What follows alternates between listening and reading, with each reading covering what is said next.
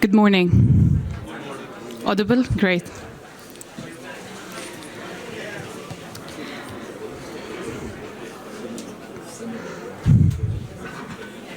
Great. Esteemed company, ladies and gentlemen, my name is Balsam Nami, the head of sustainability at DAR. And I'm privileged to be here today to moderate a highly insightful session that will take us on a deep dive into the considerable challenges of achieving environmental and social sustainability, both regionally and globally. Our session is strategically set here in the COP28 Buildings Pavilion, hosted by the Global Alliance of Buildings and Construction. Throughout COP28, this collaborative space will be dedicated to advocating for a building and construction sector that's more efficient, more sustainable, and more resilient. We are here together to exchange revolutionary ideas that focus on creating a built environment that safeguards our planet and sustainability supports our cities and communities, allowing both people and planet to thrive. DAR is here today as a proud sponsor of the Global Alliance of Buildings and Construction because we believe in the importance of its mission. With over 4,500 projects in the built environment, DAR is uniquely positioned to understand the challenges of transforming this traditionally polluting sector into one that can safeguard humanity and the planet for generations to come. But we also know, as well as anyone, that there is actually a better way. We can reimagine the built environment in a way that is more sustainable, more inspiring, more beautiful, and more empowering for people. We can leverage innovations that lighten the footprint of the buildings and the infrastructure we critically need to thrive. We know this because our experts have worked with ambitious clients across the region to truly deliver beacons of sustainability. Buildings and infrastructure that definitely prove that sustainability will never limit our ambitions for the built environment. But we have to act. Together, we can push for an innovation agenda that brings about the technologies we need to finally make the shift to a net zero world, from sustainable hydrogen to green steel.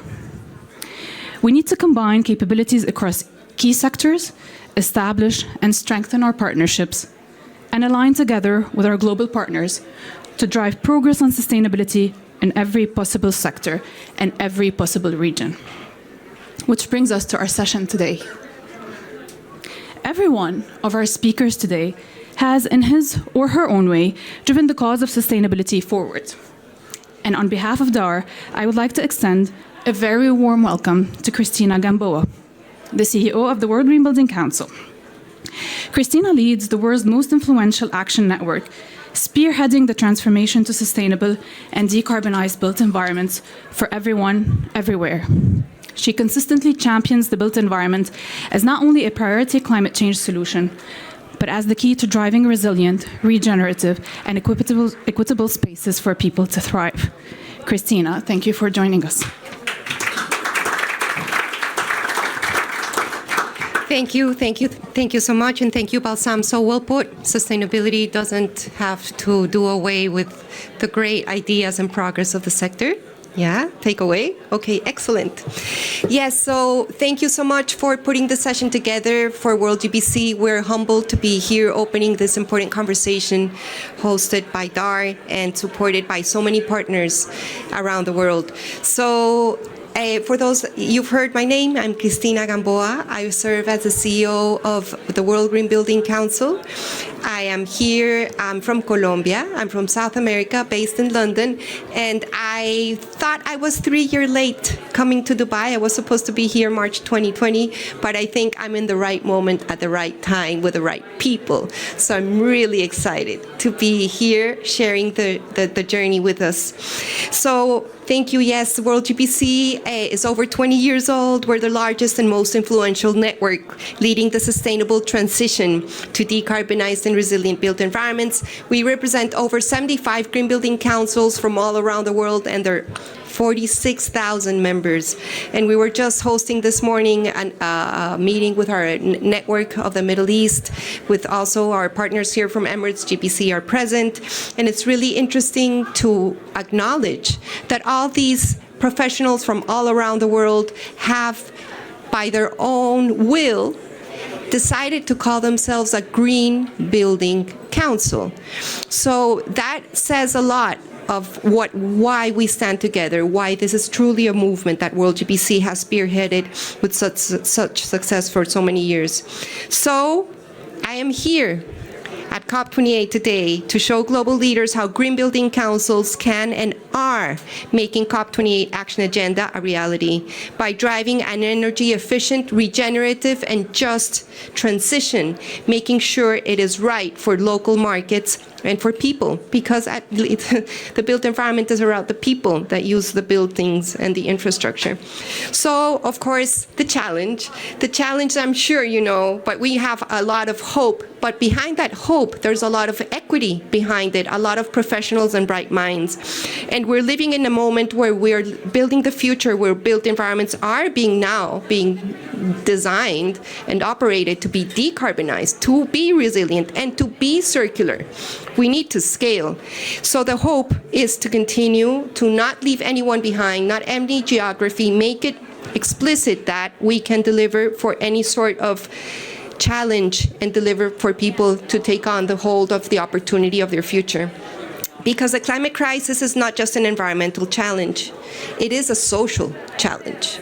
And we must ensure that the social issues, health, human rights, are the major also focus of resiliency and the adaptation measures. And we've seen at this COP how the adaptation agenda is rising to the mitigation agenda in terms of recognition. Because right now, today, 85% of the world's population are being affected by the climate crisis. And it is estimated that it's also it's going to be responsible for the loss of homes, millions of homes that are located in the wrong areas, that have used the wrong building techniques, that are not ready for what's coming along, and people are already disproportionately affected by climate change. And it's in geographies that historically have not emitted the most. So there is an inequity of this international system that is also being discussed, and I think that's really interesting to having bubble up in the agenda. So there's not one pathway. There is not one way to do this. It takes brilliance of millions of minds to figure it out. So we are about the business of not ignoring statistics. What you measure, you can improve. And you can also improve human welfare through the built environment. And we know resilience and adaptation measures can be scaled from all ranges of scales, I'm going to say again, from the scales of the individual assets to portfolio strategies to the wider urban and policy level interventions. So I totally believe we can get to a zero carbon world. And I'm just going to say very purposefully, at World GBC, we're trying to drop the word net, because the net was in there to get governments on the agenda, but we really cannot net ourselves out of the problem. We need to be decreasing emissions, not finding a way how to I net if I'm not doing the biggest effort possible from the start. So in that spirit, we know we have the solutions for that energy efficient, regenerative, and just future. So I do believe our green building councils are leading the way.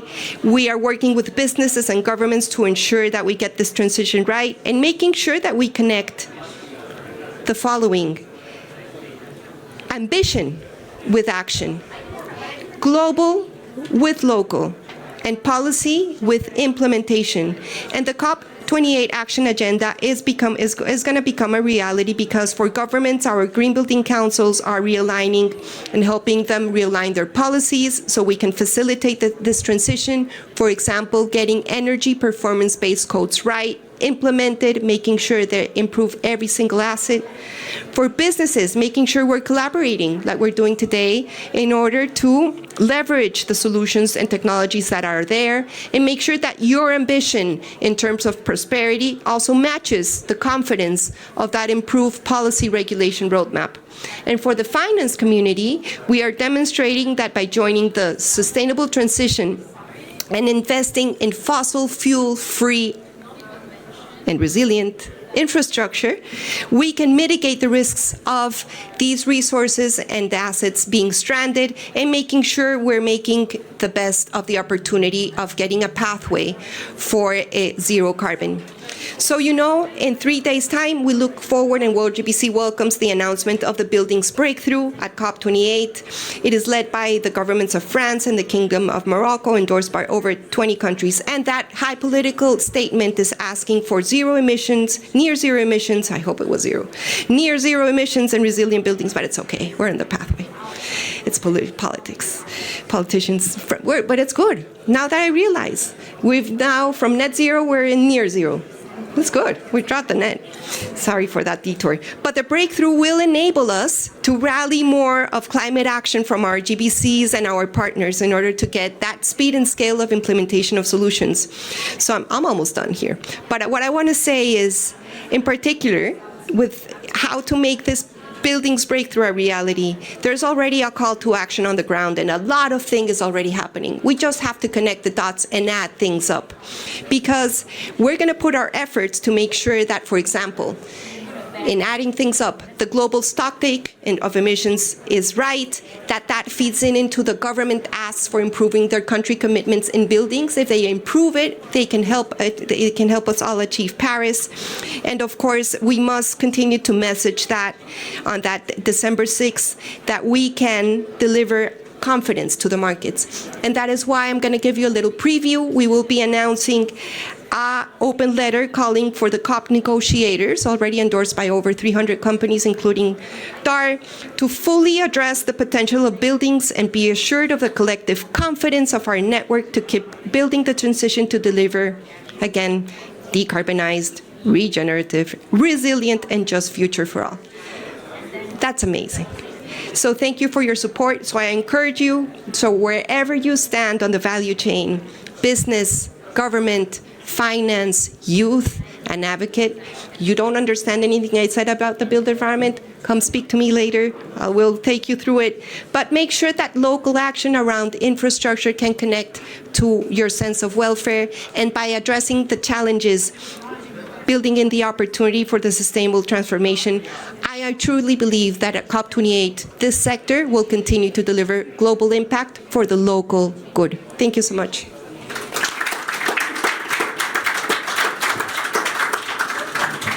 Thank you so much, Christina. I'd also like to extend a warm welcome to Mr. Omar Abdelaziz Al Khan. Omar is the head of the Center for Business Studies and Research at Dubai Chambers, which is an innovative think tank for the organization and a part of the business advocacy sector. The center leverages big data and AI to support the growth and benefit of Dubai and its stakeholders, the Dubai business community. Omar holds a Bachelor of Science, a master's degree in Business and Administration from the Florida Institute of Technology. He has started his career in 2003 at HSBC Bank Middle East in the world of commercial banking, and moved to Dubai Chambers in 2007. With a wealth of experience in the fields of business advocacy, customer service, trade facilitation, and most recently, international relations. Before his current position, Omar is proud to have led and grown the international office initiatives from 2014 to 2023 as its executive director, growing Dubai Chambers offices across Africa, China, India, CIS, and Latin America. The initiative, now transformed to Dubai Global, is now under the patronage of His Highness Sheikh Hamdan bin Mohammed Al Maktoum, with a new ambitious target of having 50 international offices that promote expansion of Dubai businesses and attraction of FDI into Dubai. Omar is proud of his validation and to have had the honor to be the general manager of Dubai Global before moving to this exciting new role. Omar, the floor is yours. Thank you very much, Balsam. I'll just turn on my tablet. Sorry, my eyes are a little worse than yours, Christina, so I have a bigger size one.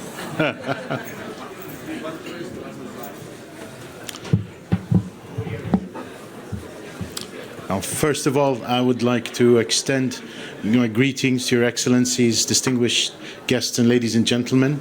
It gives me great honor to be here to speaking at this prestigious event today, and I would like to send a special thanks to Al-Handasah for considering Dubai Chamber. You are already our partners, and I would like to thank also the Emirates Green Building Council and our colleagues here. Now, why we are here as the Chamber is a very interesting question that you might pose. In 1965, the Chamber started. We had only 450 business members. Now we have over 220,000 business members, and we segment them across over 120 groups and councils to connect with them, to understand their requirements, to understand their pain points, and to facilitate communication with the government sector. And of course, as mentioned, we have a growing size of international offices around the world. And again, this is why we were just talking with the chairman about Al-Handasah being in the IFC. Again, the ease of facilitation of the city of Dubai, of the UAE, and of the network of the offices of Emirates Airlines, of Fly Dubai, and all the other facilitations that are available here that make it easy to meet a businessman or woman from Brazil, from Nigeria, from US, from Canada, from Korea, or any other place, all in one very convenient location. Now, in terms of the standards and in this crossroads, and it's a very advantageous place to be because Dubai is very daring and the UAE is very daring. We come from the desert. The desert is an inhospitable place to be. We might forget it from what we see today, but I just remind you that we get very little rainfall here. We don't have rivers or streams. We don't have luscious vegetations growing here. The climate can reach 50 degrees Celsius or more.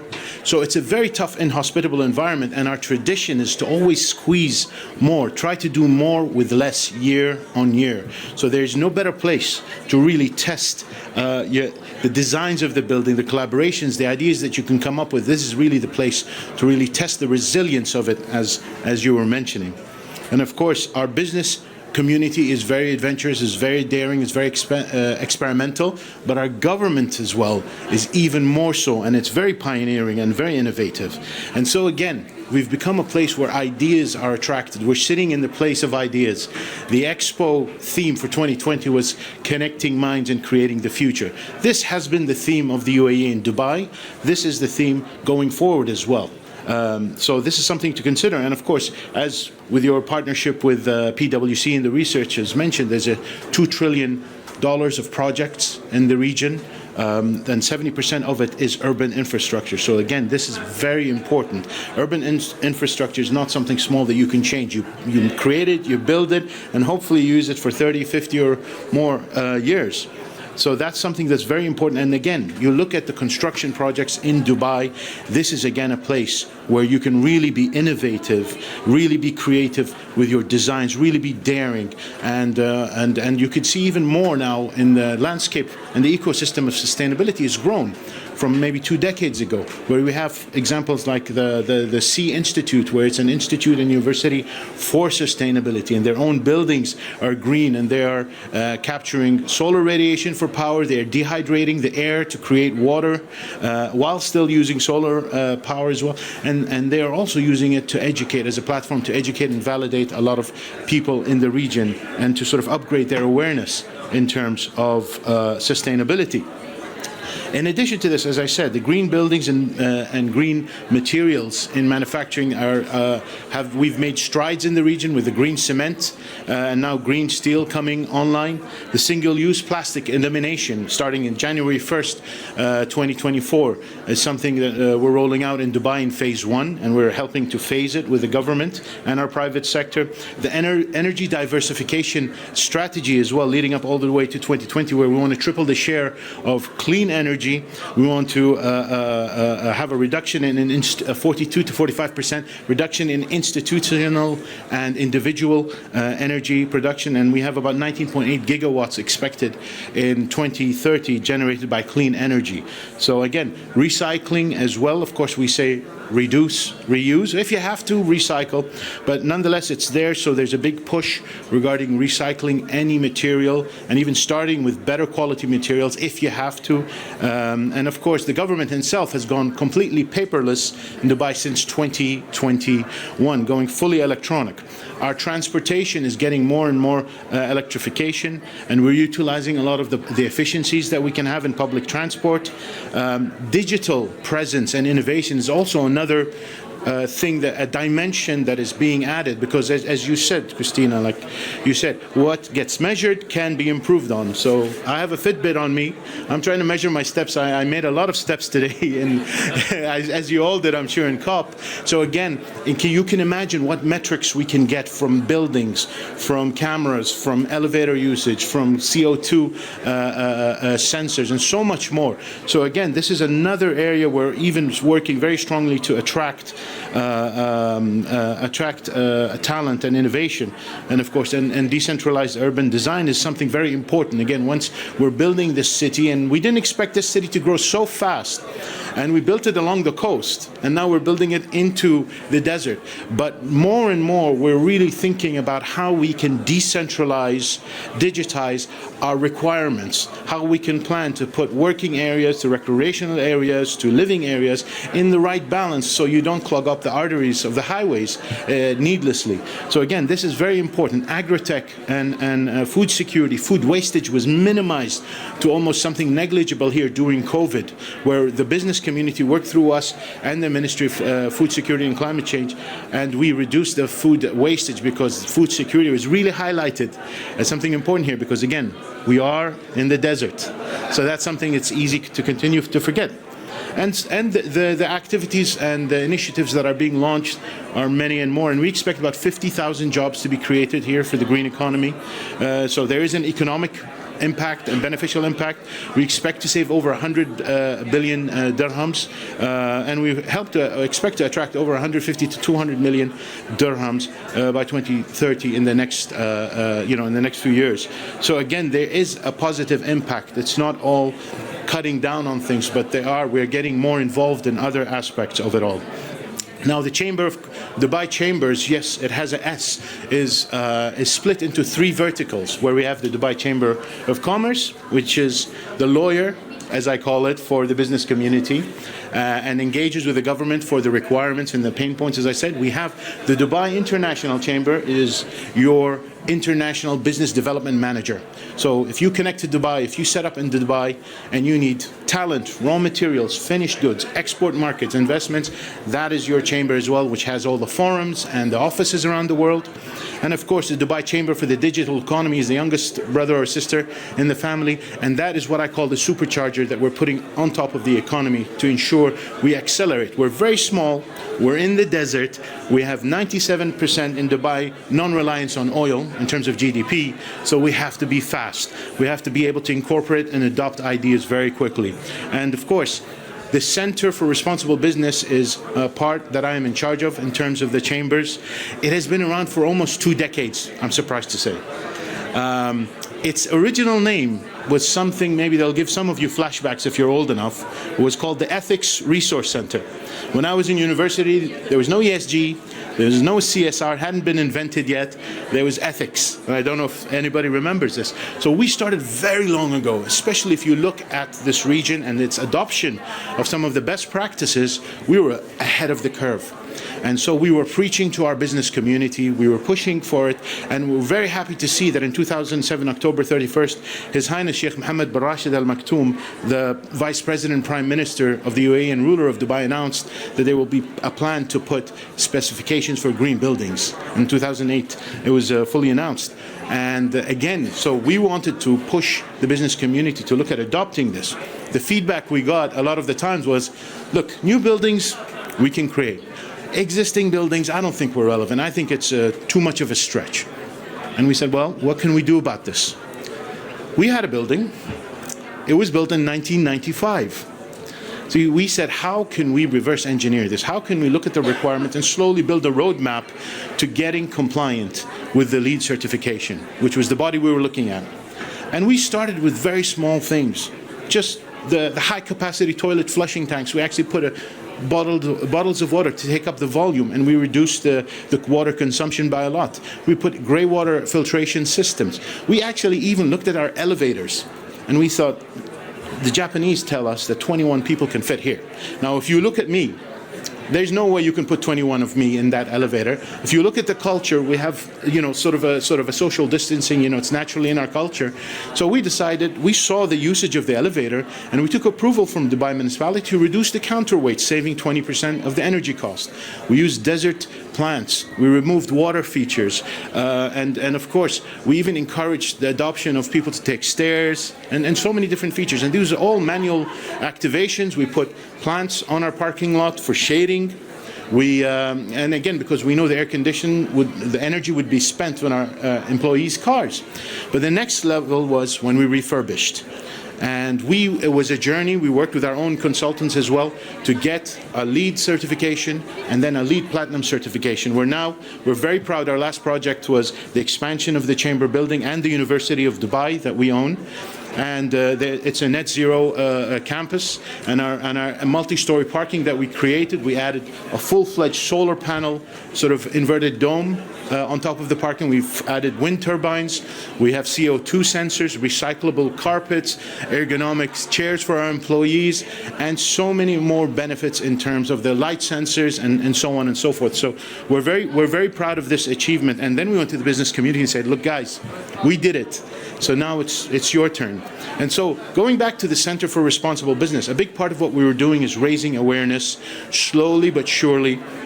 And we also had a journey where we had something called the CSR label or the ESG label, where we worked based on international requirements and frameworks with our companies to see where they are on the spectrum of readiness to be sort of recognized in terms of the CSR activities and sustainable practices. And we created a digital one where we could slowly grow their ambition and grow their capabilities and slowly get that certification. I'm very proud we're going to be launching that, relaunching it now as the ESG label this year. We're very proud also that we have launched the Circular Economy Incubation Center this year, where we would take ideas, suggestions from the private business sector regarding sustainable practices and take them to the highest level in Dubai, to the Executive Office and the Executive Council, to study with our think tank of government partners, and then to implement. So again, we're trying to very quickly accelerate ideas, adopt international new practices. So again, this is part of what we do. And again, I always say, people who always think of buildings, they think they're separate from the environment because it's such a safe place. You have your air control, temperature control. But I always say, if you believe that you are separate from the environment, this organism called planet Earth, just hold your breath for a few minutes and see if you're going to survive.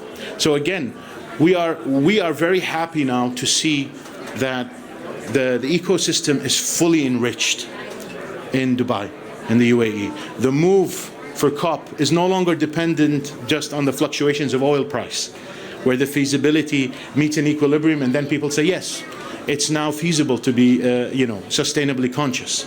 Now the move is in full force. The government, the private sector, the consumers are educated, and we're addressing it, as you said, Christina, on multiple levels. We're seeing Maslow's hierarchy.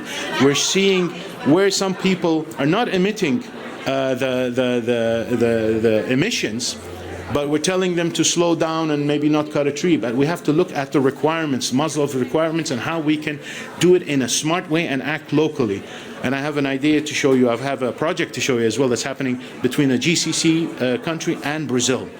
So again, this is very important to understand the full ecosystem, to understand and engage everybody about where we want to go, what we want to see, and again, what we want to achieve. Because again, as I always love, there's a speech where George Carlin talks about saving the planet. And I won't go into it, but he goes, why? Save the planet? The planet's doing fine. We're not. So he's saying the planet's been there for 4 billion years. We've been there 100, 200,000 years, and maybe just over 200 years of industrial years. And the planet's been through tectonic plates, cosmic shifts, earthquakes, tidal waves, tsunamis, meteors, asteroids, comets hitting it, so many things. And it's doing fine. It's us that we have to save. And that's something we always have to put up front.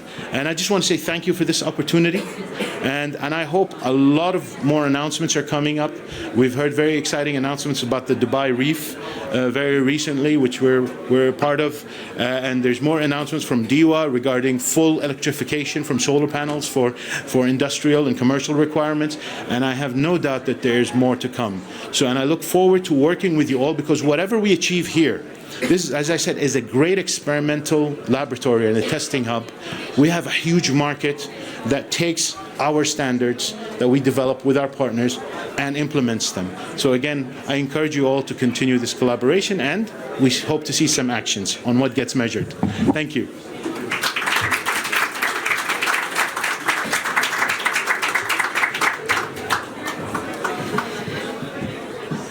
Thank you so much, Omar, and thank you for mentioning the Dubai University and the Dubai Chamber expansion headquarters. We're very proud of being involved with you on those projects. And now to our next speaker, Mr. Faisal Ali Rashid. He's the chairperson at Advancing Net Zero Volunteering Team and senior director at the Dubai Supreme Council of Energy. Mr. Faisal is specialized in energy transition, energy efficiency strategy, and policy making, and we're very happy to have you with us today.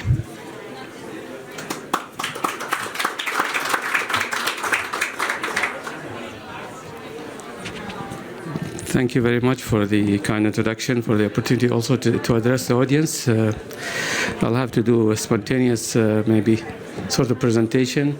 It was a last-minute, maybe, change, so I'll just share with you some of the things that we are doing in Dubai. And to start with, I just want to say that different nations and different cities have different challenges, different circumstances. So within Dubai, we don't want to be compared with some of the, in terms of intensity, in terms of kilo oil equivalent, we don't want to be compared with the Far East cities or European cities. They have different climate. They have access to a river, maybe. They have access to rain as well, more than us. Our, I think, harsh climate also makes us, I think, work more on terms of intensity, especially on the AC or the cooling, which basically consume 80% of power generation. So we look at what we have in Dubai, the challenges, and then we draw the map, we draw the strategy, what we want to do. So taking the, I think, the matter more locally within Dubai, there are many evidence, tangible evidence that we have done a lot. We have, I can mention some of the strategy that we're doing. The guiding strategy that we have is Dubai Clean Energy Strategy 2050. It started on basically dealing with the demand and the supply side. I'll speak more about the demand side management because this is my specialty and my responsibility. But on the supply, I can say that it started humbly in 2010, maybe with 5% renewable share by 2030. And then, as my colleague Amar mentioned, that Dubai is always the resilience and accept change, accept challenges. We moved to 15% share by 2030, and then finally it is 25% share of renewable energy by 2030, and we have already reached 16% share as we speak today. And I think there are 1 to 2,000 megawatt will come in 1 to 2 years to add more capacity to the renewable energy. And for 2050, because of the climate change challenge, because of the UAE pledge to net zero, Dubai also raised the bar to reach, to make it 100% renewable by 2030. So in the demand side management also, we're looking at building decarbonization. We're looking at the city, having smart cities. I can basically touch up on some of the things that we're doing. I can say that we have within the Dubai Clean Energy City, we have demand side management strategy, which basically translates primary energy use into reduction of 19 terawatt hour by 2030 versus business as usual. Also into reduction of 47 billion imperial gallon by 2030. And as we move toward activating this strategy with our committee, with our partner, including government and non-government, including we have a seating within the committee from DEWA, from Dubai Municipality, from RTA, from different Dubai entities. We collaborate, we work on policy, and then, of course, we submit to our basically guiding board, which is the Dubai Supreme Council Energy Board, for submitting a new policy, changing the strategy, changing the target as well. So I can mention some of the things that we have a program linked to or addressing new building, ensuring that more stringent code will be put in place to address net zero. We're addressing existing buildings in terms of increasing or decreasing the intensity of the building by addressing building retrofit programs through doing deep retrofit, addressing AC upgradation, addressing insulation, addressing appliances as well. As we speak, I think there are more than 10,000 buildings have been retrofitted toward our target of 30%. And district cooling also, I am pleased to say that Dubai is leading the whole world in terms of district cooling share. Our share of district cooling, which is more efficient type of cooling, is around 30% share out of the total cooling in the Emirates. I think no city has reached such a share. I also can mention the recycling waters as well as part of what we do. So Dubai is very advanced in using recycled water. I can say that 100% of parks, green spaces, right-of-ways on the highway, I think they are using recycled water 100%. So this is also putting less burden on the desalination water, which is more expensive, which requires capital costs, operating costs, CO2 emissions as well. So moving toward recycled water makes us moving from fragmented water, basically resources management, to more sort of integrated water, dealing with the potable water, dealing with the groundwater, dealing with treated water, as well as stormwater. And our target is to increase the share of recycled water in multiple purposes, including greenery in Dubai, including district cooling, including manufacturing as well, and other type of use. And then have less dependency on the desalinated water production, which is very expensive. The other also topic that we're handling is looking at the green transport, electrification of vehicles as well. So I'm pleased to say that also there are, we have a committees as well, we have a strategy, we have a target as well, and we're increasing the bar also based on the challenge that comes from the international commitment and UAE commitments as well. As we speak today, there are around 50,000 green vehicles in Dubai, including hybrid and electric. I think electric is gaining more ground. It's as we speak today, it's around 60% to 40% share between EV and hybrid. So I think the future is for EV. I think we have an aspiration also target to reach 10% share of EV by 2030. Certain things we have to address, including working with the car dealers to ensure that they have a strategy, to ensure that they bring more models to the Emirates. So I can say that also 10 years ago, there were only 3 models, electric model in Dubai market. And today, as we speak, there are more than 25 models in Dubai market or in the UAE market. So that also helps encourage the private owner to buy more EV and then reduce the greenhouse emission in the cities. Last thing also, bring a new strategy that we have adopted, the circular economy. My colleague Amar has mentioned also circular economy. So Dubai's Supreme Council is leading a circular economy aspect that is linked to energy more. We have a platform, we have also a government representative looking at addressing one of the challenging pillar, which is, I think, circularity. When we talk about 2050 target, maybe we're confident that renewable is something is mature and we can reach it easily, or not easily, but we can reach it with the effort from everybody.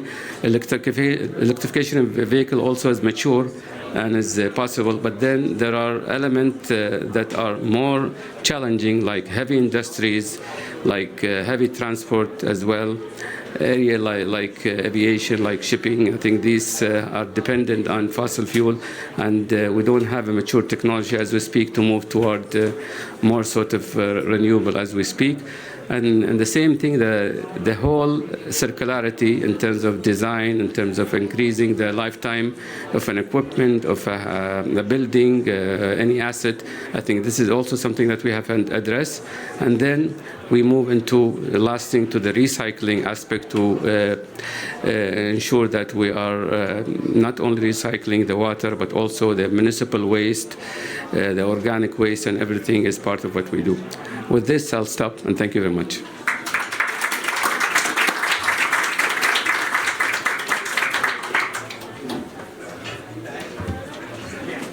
Thank you very much. Really very, very insightful talks and very promising commitments and targets. And now I would like also to extend an incredibly warm welcome to our distinguished audience, which today includes the DAR partners and the CEOs of our sister companies, including TY Lin and Perkins & Will. And our host today, Mr. Talal Shair, the chairman and CEO for both DAR and DAR Group. During his tenure, our global collaborative of companies has expanded its reach to over 302 offices in 60 countries, and it maintained its position among the top 10 international design firms in the world for over a decade. Talal's leadership also aligned our global network behind the commitment to advocating for sustainability and net zero, both in our internal operations and also through our client services. As a direct result of his leadership, our company is advocating for ethical business practices across our supply chains, driving thought leadership in sustainability, and ensuring a more positive footprint and greater value for our clients and communities. Ladies and gentlemen, Mr. Talal Shair.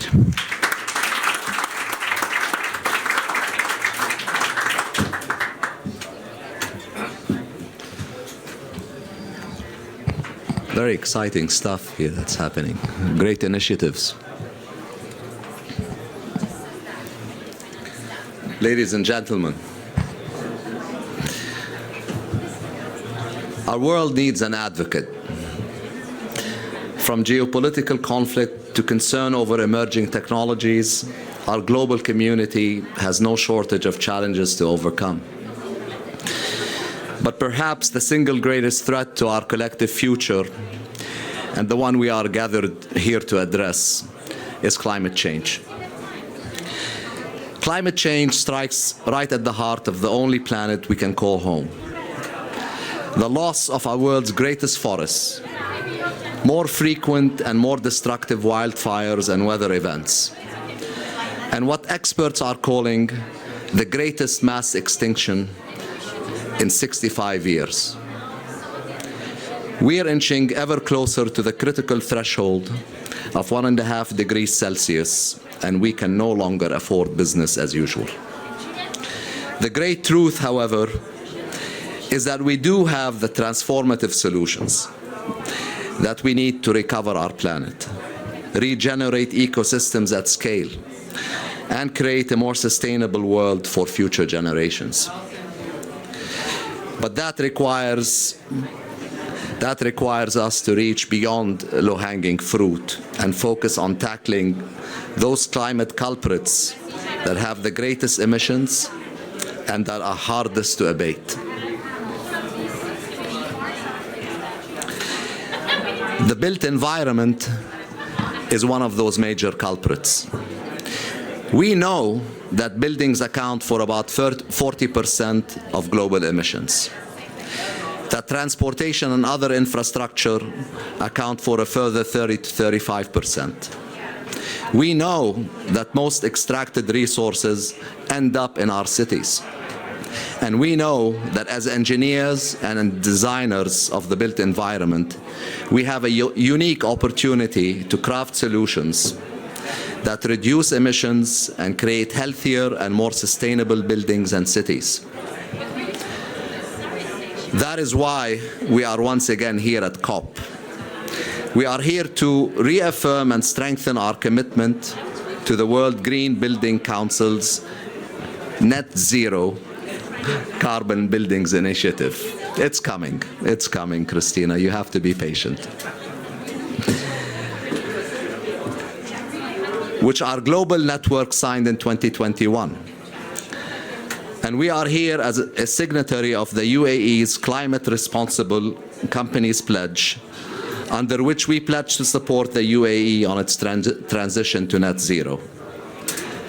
Through those agreements, we have committed to reaching net zero in our own operations. We committed to supporting our clients on their own decarbonization and energy transition journeys, so we could collectively reach for a world where net zero is possible. And we committed to partnering with leaders across our industry to push forward advocacy and thought leadership that can bring real solutions to climate challenges. For the past 3 years, we have backed our participation at COP with market-leading insights that craft solutions and pathways for our clients and for our industry to enact meaningful long-term change. At COP26 in Glasgow, our group partnered with the World Green Building Council to develop an integrated approach to sustainability in both buildings and infrastructure. Last year at COP27 in Sharm el-Sheikh, we put forward an action plan for achieving net zero in the MENA region and brought forward research on how users of the built environment see their own opportunities in addressing climate change. And this year, we are bringing forward our most extensive contributions yet. In the lead up to COP28, DAR entered into our first of its kind regional collaboration with PwC to advocate for sustainable solutions in the regional built environment.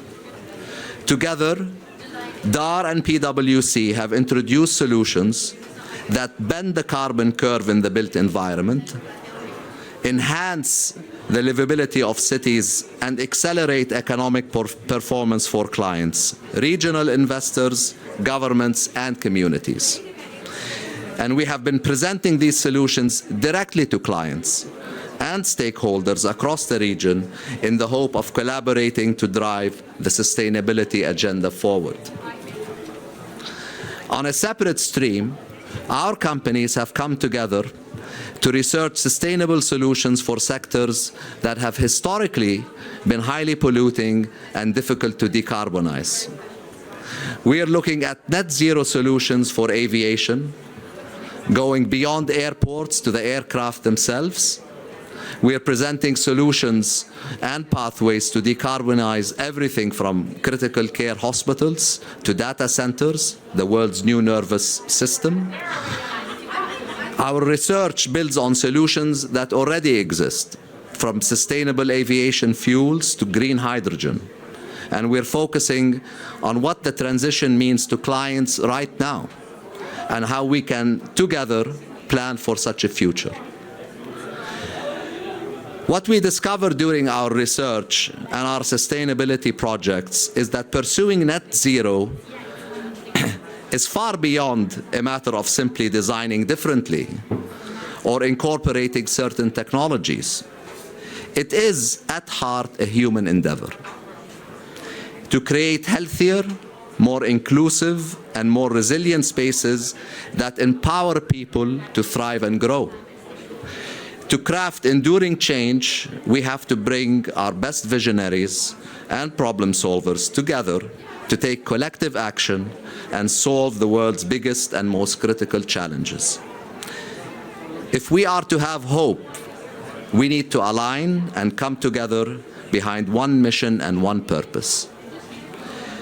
Which is why, over the past year, we have undertaken an incredible journey to align our DAR house of brands with that mission, which for us was to advocate for the world as we would for our own home. Ever since our group was formed, we have sought to hear what our clients and our people truly need. We then assembled a team of the world's very best brands and companies, to solve these challenges with innovation and whole-scale thinking. DAR created a local home for excellence in design, engineering, and consultancy in communities around the world. Perkins & Will brought visionary design to create places that honor humanity. T.Y. Lin designed the resilient infrastructure solutions that connect and elevate communities. Curry & Brown came with world-leading project management and advisory services to bring even the most complex projects home successfully. Penn leads with energy transition, opening pathways to cleaner energy infrastructure. Every one of the brands that have joined our global network brings exceptional added value to our communities, from specializing in water infrastructure to delivering the world's most advanced building analytics solutions. And we are incredibly proud of our history as the only collective in the industry to operate as a home for unique brands. As our colleagues in the industry consolidated under one, we celebrated our diversity, maintained our intimate connections with our clients, and honored the spirits of our founders, who all shared inspiring stories and visions for innovation and excellence in their respective spheres. This year, we listened again. We held immersive conversations with our leading clients around the world. We spoke to employees across our global network and sought out rising next-generation STEM talent from universities as far across as the Massachusetts Institute of Technology to the American University of Beirut.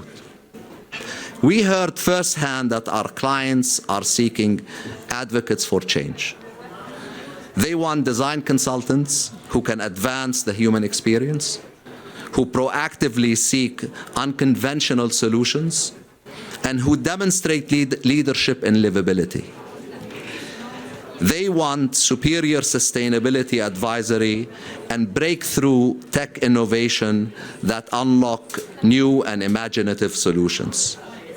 But perhaps most importantly, our clients are seeking partnerships and deep accountability. They need reliable, empowering support from an integrated team they know intimately and connect with. Meanwhile, the star talents we seek to attract and retain, both today and in the future, want to see a firm that drives employee growth, encourages exploration and experimentation, crafts breakthrough solutions with impact, and contributes their expertise to create a better world.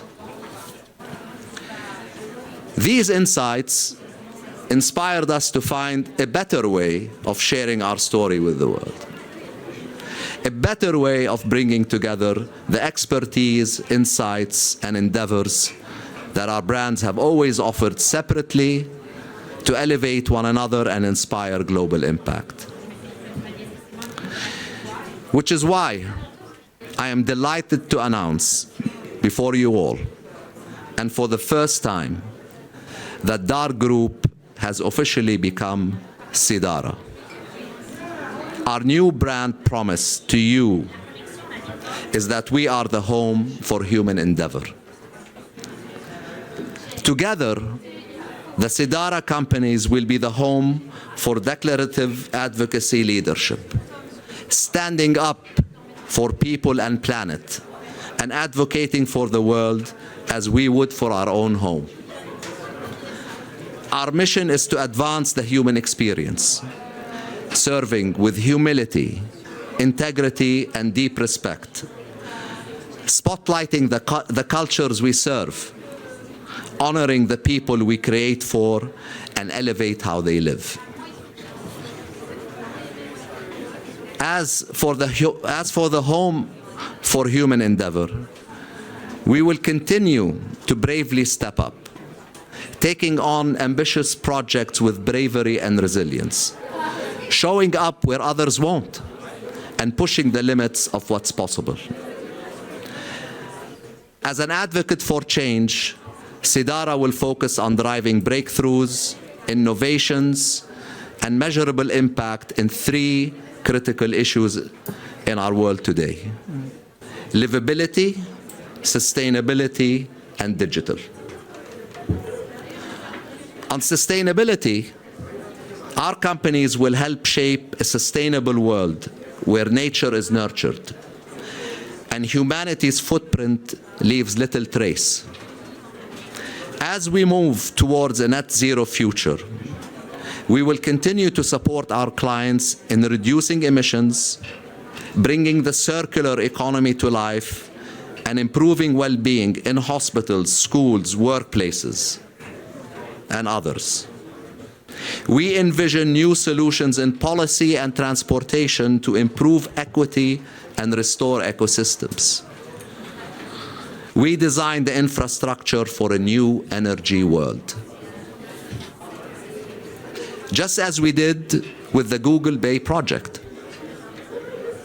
Google Bay is the largest LEED Platinum certified project in the world and is expected to be the largest facility to attain the International Living Future Institute Living Building Challenge Water Petal certification. Now that's a long one, forgive me. Plus, it's nature positive. How we choose to build today can have major impacts for our communities for generations to come. Bayview will help conserve water and electricity and protect the environment, helping to regenerate the Bay Area, and it continues to be a center for, tech and innovation.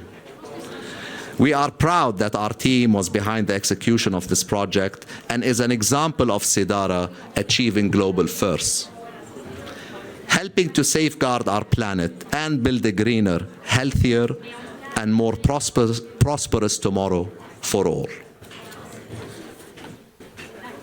In livability, we believe the built environment should bring people together and improve quality of life for all.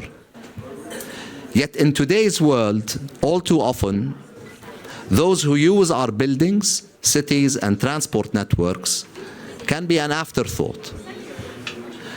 Large-scale development can often prioritize the project over people. Sidara will shift this paradigm.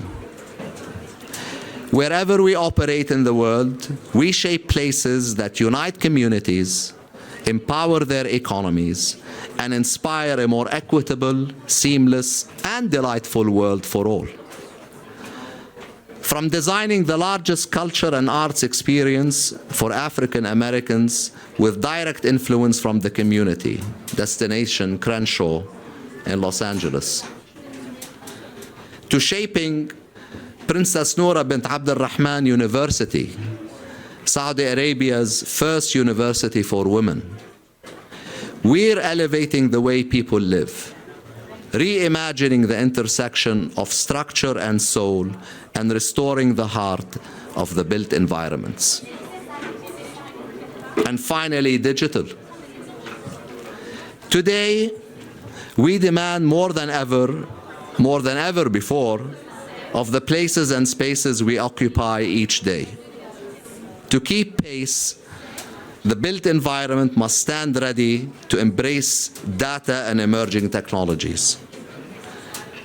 We must look to build more quickly, make better decisions, and deploy systems to make our buildings, cities, and transportation networks better for all those who use them. Sidara helps clients all over the world deploy state-of-the-art technologies such as digital twins and advanced analytics. Together, we can harness the power of digital to empower a more connected, seamless experience for all. The Magdi Yaoub Global Heart Center is an example of the type of project our company exists for. The mission of the center is to provide exceptional medical care in order to promote the health and well-being of the people of Egypt, the broader Middle East, and Africa, and to improve health outcomes for underprivileged and vulnerable individuals by offering state-of-the-art health services free of charge. Our detailed design for the center incorporated innovative systems and applied sustainable engineering measures to augment energy efficiency and effectively meet environmental targets and sustainability goals. Thanks to these measures, the center exceeded early expectations to reach LEED Gold. It's a stunning example how we can work with clients to create infrastructure that our world needs while still ensuring that our footprint on the planet remains light. Our time is now. The world's challenges will not wait, but we can take heart and inspiration from what our clients and communities are undertaking around the world.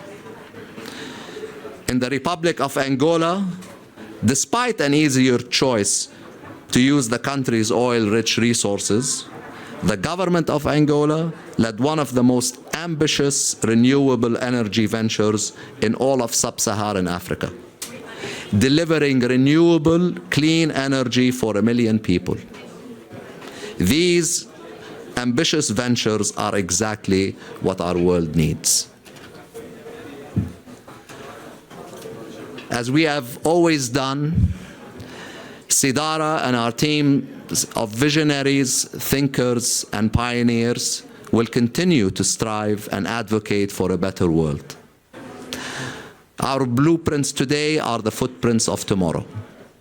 And together, we will ensure that we always build for a world that is cared for and welcoming as home. Thank you.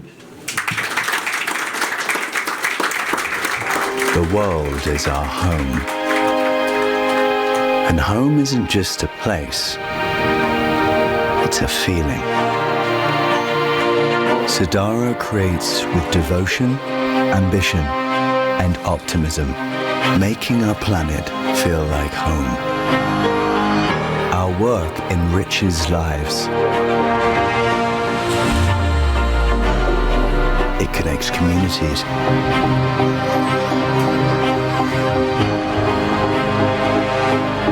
We empower cultures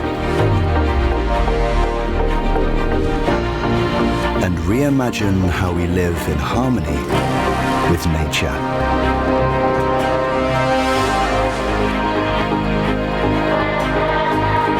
Our ideas become movements.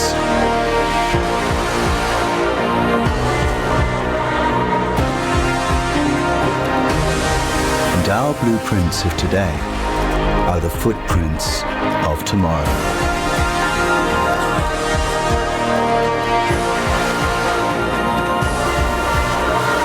Sidara is the home for human endeavor. Welcome home.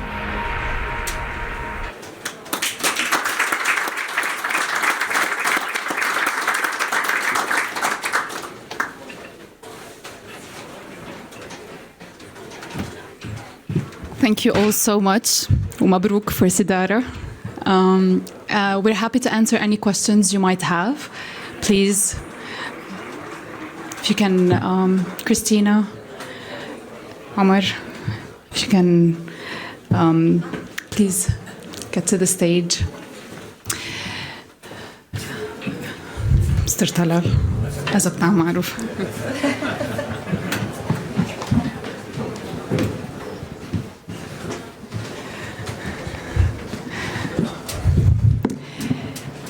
Any questions from the audience?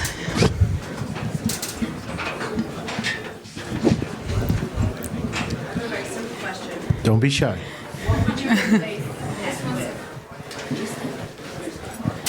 Yes, hi, Rama from Autodesk. I have a very simple question for you, Christina.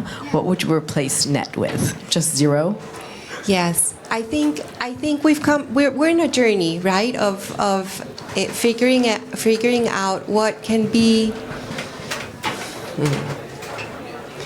We've been in an evolutionary journey of understanding what is a better quality asset in infrastructure. And that journey has brought us first from possibly a few years back realizing the sector could minimize impact. And now we're in the state of affairs of the world that we're redefining regenerative impact. And that was really good. I really enjoyed that vision. And if you tap into that vision, it means if we're in a journey towards achieving true impact in a regenerative vision, it's not enough to do you have to, I think as an industry, we are evolving in this leadership that we're seeing here today in making the maximum effort. It's not only the maximum minimization, it's about now giving back. And in that giving back, it means that the conversation around going to net, that means that we will have to have discussions on quality offsets to get to that vision. It's not enough just to go for net zero, yeah? And that's a huge conversation I'm not an expert with, yeah? But it does mean that it is the maximum effort to mitigation. And as an industry, as we do this innovation, this vision of innovation to serve humanity, to regenerate nature, that will take us to a tipping point where we hopefully won't need to say, and how do I then show no impact? We're in the journey of positive impact. Thank you, Christina. Any other questions, insights, clarifications? Please. Hi, hello. Yeah. Hi, Smith Mordack from the UK Green Building Council. Congratulations on being Sidara. I was wondering, we've been thinking a lot at UK GBC about the kind of organisational changes that need to happen within businesses, within organisations, in order to sort of rise to this challenge, I suppose. And I was wondering, as part of this kind of shift that you've illustrated today, and great shout out for project managers as well, because I really think that project managers are a really important part of this, like logistics is so important. So I was just wondering if you could say a little bit more about what kind of organisational changes and even like kind of organisational cultural changes you've also been implementing in order to realise this vision. Yeah, well, thank you. Thank you for the question, because I was thinking about that a little bit earlier, and in my mind, that we've changed now. We're Sidara, right? But we're still the same people, right? We're still the same engineers and architects and planners, and we've always had really back when as far back as the 80s, I remember that we used to always push our clients on any project that they had, that we would push for an environmental impact assessment. They didn't know what an environment. They would always say, "Oh, well, you're fishing for more work, right?" Because so we're not fishing for more work. We think it's important, and it took us a long time to convince. And now, now it's. You're going way. We're calling it way beyond that. So I think it's been within our culture. Of course, now it's the manifestation of that has changed. And now we're targeting, the world has become much more data-driven, and that's great. So there's a lot of data that's around, and so now we can really measure things as we move forward. But I think that what generally companies need to do is there's a lot of talk in the industry, but is it really ingrained in the culture of the organization? And you've touched on that. And I think that is the biggest challenge for all of us as leaders of organizations. This is no longer something that you can't greenwash anything, and you can't tell it. People are much smarter than you think, and they know. And so it has to be from all the way at the top, all the way down, ingrained in the culture that we believe in building for a better planet, building for a more sustainable planet, and understanding that at the end of the day, all this means that it's about people, because people are using our buildings and our our infrastructure and mobility and moving around from one place to another. So you have to also understand that this is about people, and you're building for people in the most responsible and in the best way. But going back to this, and I was speaking with Christina earlier, just a quick, one-on-one, is that, we're really happy because what you do for us is you push the envelope. You're always challenging us. You're saying now, well, let's remove the net and just look at, and I think that kind of partnership is also great. So it's not just about us as an organization. We need the support all the time of, Christina and everyone else, organizations that kind of raise the bar and push the envelope. And then it comes back to us to say, because, we have the experts, and say, okay, what are we going to do about it, right? We're going to have to find a solution. But going back, it is cultural, and it is incumbent, we have to, as leaders of organizations, it starts at the top and goes all the way down. And I think that today, this is what young people also want. People joining organizations, they want to feel that they are joining an organization that is responsible, that is ethical, and that is making a difference. I hope I answered your question, but a very long answer. Thank you. We still have time for one more question. Okay, I'll go ahead, Stephen. So Stephen Anderson, PwC. Thanks for doing the. I don't know if we need to rebrand our thought leadership together, do we, as well? I think we do we? Okay, we'll work on that straight away. Thank you. Quick question. I was interested in the sort of cost sustainability equation, and obviously there's a premium that most people associate with that in the built environment. How are you seeing that with your customers play out? Are people now prepared much more readily to make an additional yes, and then maybe some comments from the council? Look, I think cost is always, if anyone tells you that cost is not an issue, is not being entirely truthful, right? So cost is always important. The thing is that I think we're finding that our clients are becoming a lot more long-term thinkers rather than just the short-termist kind of approach.